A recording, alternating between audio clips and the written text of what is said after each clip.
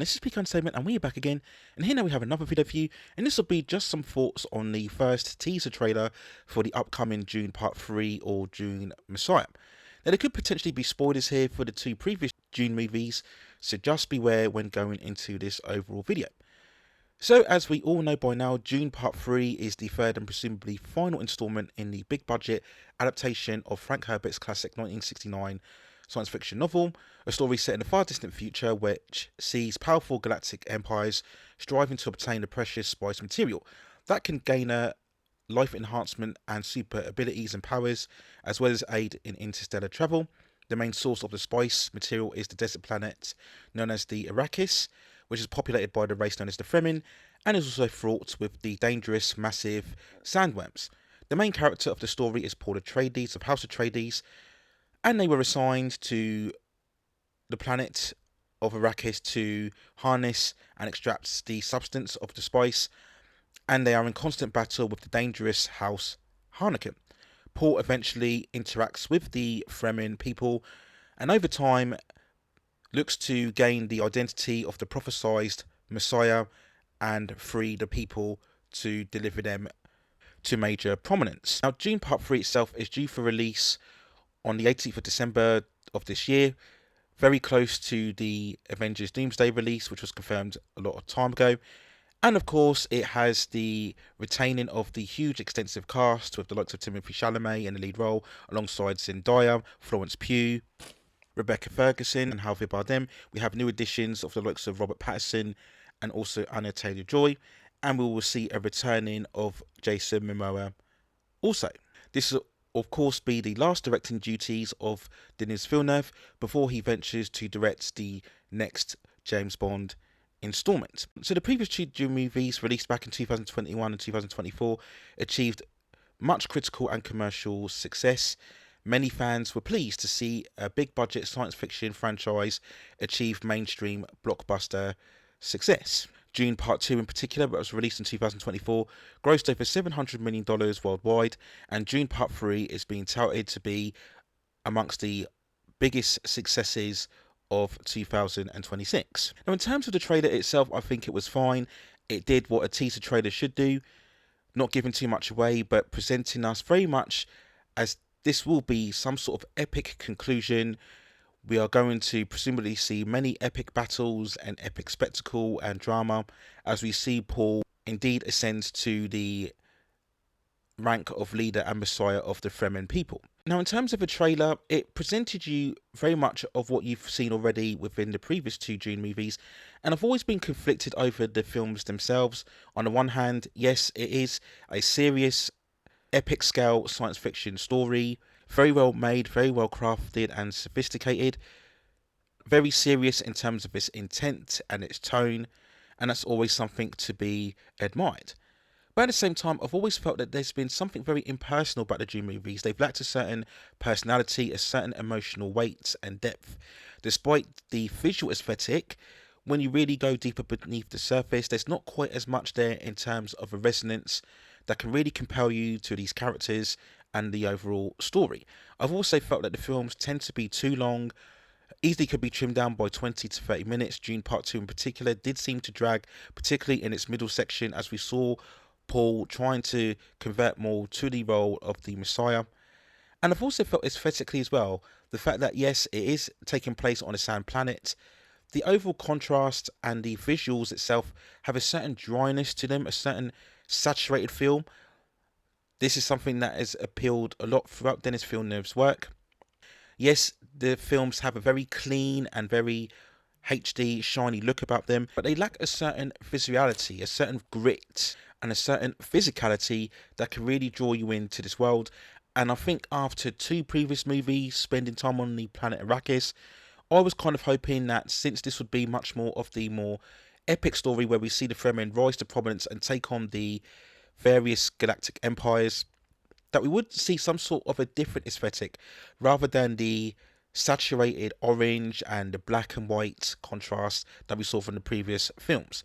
I was hoping much more for an immersive galactic conflict where we would see much more dangerous antagonists that would give us a varied amount in terms of the aesthetic that we've seen previously.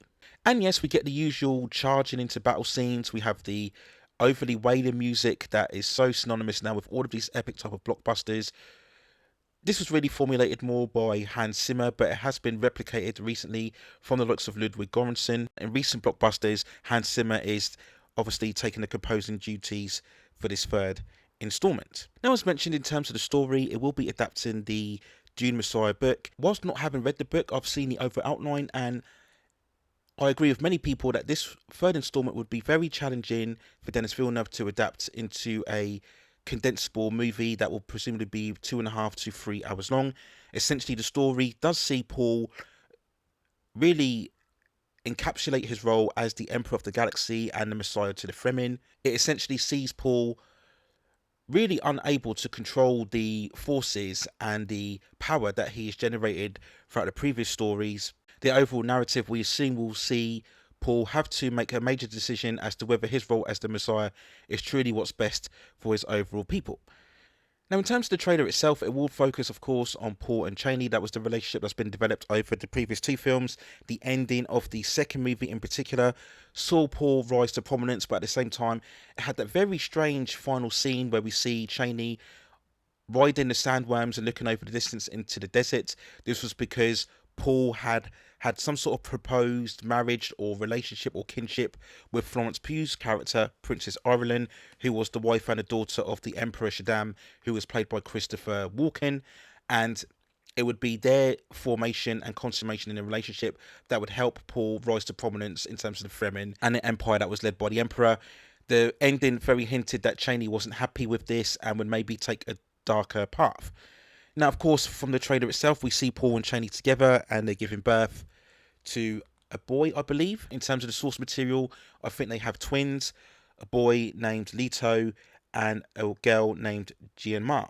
So how much prominence that these two will play will be interesting to see. We, of course, had the introduction of Anna Taylor-Joy's character very briefly in Dune Part 2, and his sister known as Aaliyah. And I know she has a much more prominent role to play in terms of the source material. And again, we will see that further on in this third installment. We will see Rebecca Ferguson return once more as Lady Jessica. And it will be interesting to see the role played by Robert Pattison. When I read up the casting, he will be playing a character known as Scytale, if I'm getting that character right. And it's assumed that he will be the main antagonist against Paul in order to dethrone his position as the Emperor and the leader of the Fremen. Now, one of the interesting aspects will be the returning role of Jason Momoa as Duncan Idaho. He was the soldier from the first movie, a kind of older brother mentor type for Paul, and he met his depth when we saw the House Atreides come under attack from the House Harkonnen. Now, I've read briefly how he comes back into this story in the Dune Messiah plot, and again, it's going to be very challenging for this film to be able to translate that in some way that will be understandable for much more general audiences. We also assume again from the spectacle that we would see much more in terms of the sandworms. They've been really kind of holding back in terms of the overall emergence of the sandworms in these movies, but we assume as this will be the third and epic final conclusion that we will eventually see a whole army of sandworms taking on the various enemies. So overall, I think it was a good teaser trailer. Again, not showing too much, but ramping up that excitement for something epic, something definitive to really close out this trilogy. I do think there's been a certain overhype in terms of the Dune trilogy. Many people have compared it to be the Lord of the Rings of the modern film space, that epic trilogy that has achieved critical and commercial success. I wouldn't quite put it up in that range, or indeed the same with the Christopher Nolan Dark Knight trilogy. But again, in terms of where we are in current movies today, where I really think standards have fallen, both in terms of mainstream and more critically art house films, then yes, you could say that maybe the Dune trilogy has been the most prominent trilogy of most recent times. I just hope that Denis Villeneuve can make a story that's equally compelling and much more involving and immersive and interpersonal in terms of both the characters and the overall storyline, and that we do indeed get a definitive end. As the longer these films go on and the more successful they'll be, it will of course be harder to retain the services of the likes of Timothée Chalamet and Zendaya, who continue to become prolific and grow more in terms of popularity. So I'm pretty sure Dune Part 3 will end up being indeed one of the biggest films of the year. It will be interesting to see how well it performs being released in such close proximity to Avengers Doomsday, but perhaps that both movies will work together and complement one another to be able to draw audiences to cinema on a big, massive scale once more. So there's my thoughts and feelings on the first teaser trailer for Dune Part 3. Let me know what you think in the comments below.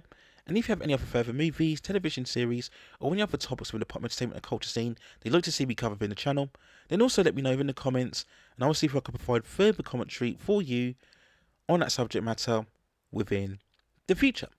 Please consider hitting like the subscription and notification buttons so I can provide you more quality content like this in the future. But that's it for now. Take care of yourselves, and I will see you very, very soon.